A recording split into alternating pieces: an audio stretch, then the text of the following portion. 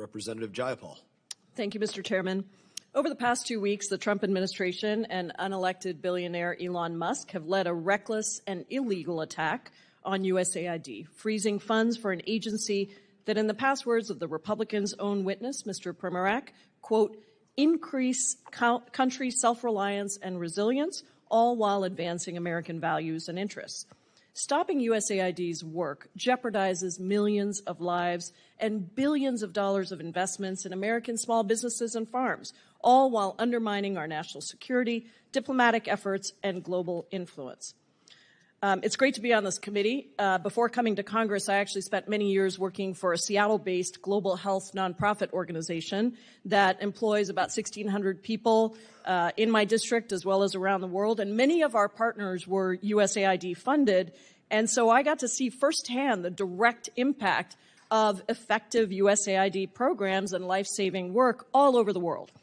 The devastation that's being caused by this irresponsible funding freeze is alarming and painful, even though Secretary Rubio did backtrack from Trump's order and said that life-saving humanitarian work would be exempt from the freeze on foreign aid through a complicated waiver process. That process has been a mess.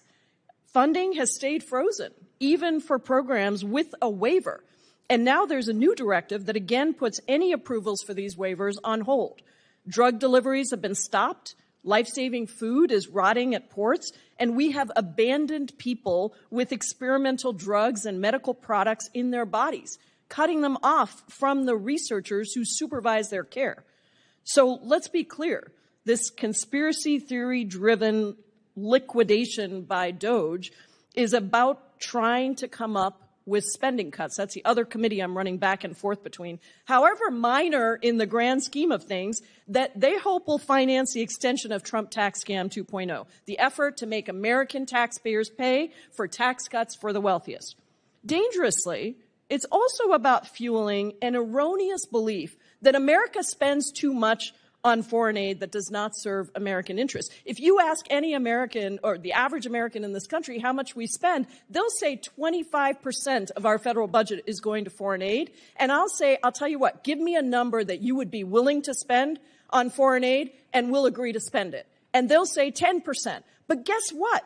We actually don't even spend 0.75% of our entire federal budget on foreign assistance. And so the reality is that USAID spends much less than most Americans think, and the impact for that tiny amount of money is extremely important for our diplomatic efforts, for our national security, and for our relationships and global presence on the stage.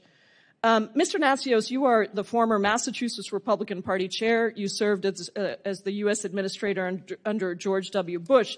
Can you briefly explain why the average American should care about USAID money and work, and what are the benefits to the average American? And I have a couple questions for you, so just be brief, please.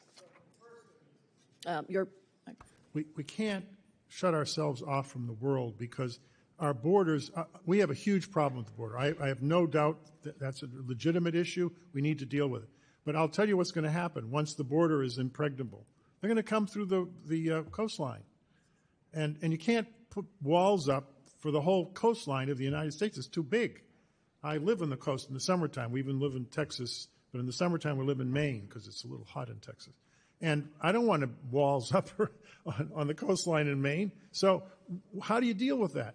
You make sure that if famines are starting, you stop them before they get out of hand. You know what, people, at the end of any famine, people start moving en masse.